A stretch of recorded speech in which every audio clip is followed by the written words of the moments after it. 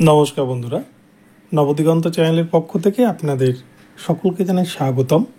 তো বন্ধুরা, আজকে সকালের গুড মর্নিং জানিয়ে আমি আবার একটি নতুন আপডেট আপনাদের জন্য নিয়ে উপস্থিত হয়েছি আমার নবদিগন্ত চ্যানেলে। তো আজকে আমি আপনাদের জন্য যে আপডেট নিয়ে উপস্থিত হয়েছি সেটি হচ্ছে আজকে কিন্তু 16,500 প্রাইমারির একটি গুরুত্বপূর্ণ মামলা উঠতে চলেছে বিচারপতি রাজাশেখর মান্তার এজলাসে। তো এই মামলাতে কিন্তু ভালো একটা জাজমেন্ট আজকে আসতে পারে কলকাতা হাইকোর্টের পক্ষ থেকে। এবং এছাড়াও 32,000-এর যে চাকরি বাতিল মামলা সুপ্রিম কোর্ট থেকে ফেরত এসছে, বর্তমানে বিশেষ ডিভিশন বেঞ্চে রয়েছে। সেই 32,000 চাকরি বাতিল মামলা নিয়ে আজকে কিন্তু গুরুত্বপূর্ণ আপডেট রয়েছে। তো আপনারা সম্পূর্ণ ভিডিওটি স্কিপ না করে প্রথম থেকে শেষ পর্যন্ত দেখুন। এই ভিডিওটি আপনাদের জন্য ভীষণ হেল্পফুল হতে চলেছে। তবে তার আগে বলে রাখি, যারা প্রথমবার চ্যানেলটি ভিজিট করছেন আপনারা অবশ্যই চ্যানেলটিকে সাবস্ক্রাইব করে নেবেন এই ধরনের আপডেট সবার আগে সবার প্রথমে পাওয়ার জন্য।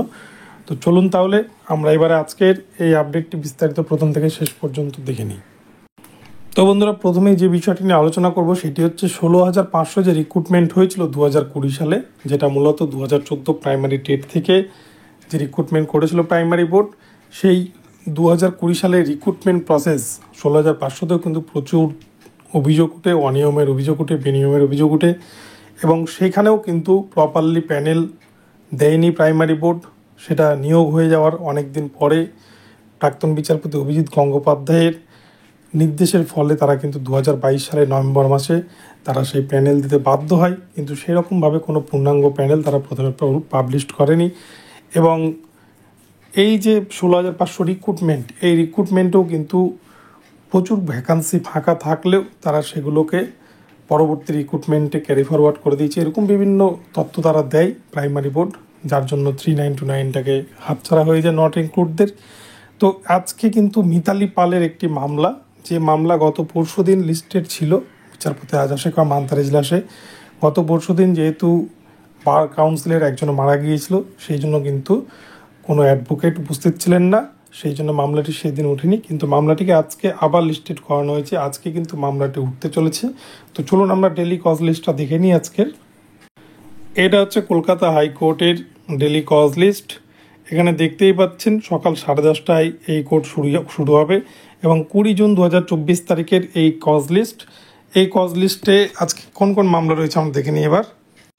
তো দেখুন, আমরা নিচের দিকে চলে আসছি। এখানে 50 নম্বর আইটেমে যে মামলাটি রয়েছে, যার WPA নাম্বার 21-864-2023, যে মামলার পিটিশনার হচ্ছে Mitali Pal and others versus state of West Bengal and others.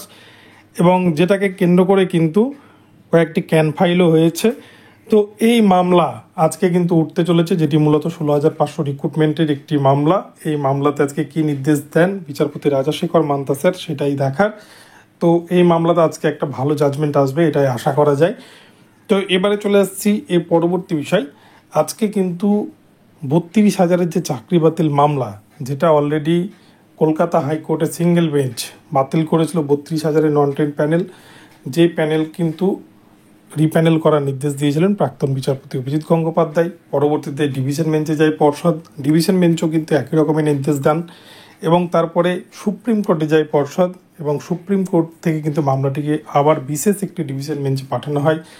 তো মামলাটি সৌমেন সেন স্যারের বেঞ্চে যায়। সেখানটাই সৌমেন সেন স্যার মামলাটিকে দেখছিলেন, কিন্তু পরবর্তীতে মামলাটিকে তপব্রত স্যারের বেঞ্চে আবার ট্রান্সফার করা হয়। তপব্রত চক্রবর্তী স্যারের বেঞ্চে প্রায় দুটো মতো হিয়ারিং হয়েছিল এই মামলার। এবং বর্তমানে কিন্তু এই মামলাকে তপব্রত স্যারের বেঞ্চ থেকে সরিয়ে আবারও হরিশ টন্ডন স্যারের বেঞ্চে পাঠানো হয়েছে। এবং এই মামলা হরিশ টন্ডন স্যার এবং প্রসেনজিৎ বিশ্বাস স্যারের বেঞ্চেই কিন্তু চূড়ান্ত রায়দান হতে পারে। তো এই মামলার আজকে কিন্তু অ্যাডভোকেটরা এই মামলাটিকে মেনশন করাতে চলেছেন বলে খবর পাওয়া যাচ্ছে। এই মামলাটি আজকে মেনশন হলে হয়তো আগামীকাল বা 2-1 দিনের মধ্যেই কিন্তু এই মামলাটি লিস্টেড হয়ে যাবে।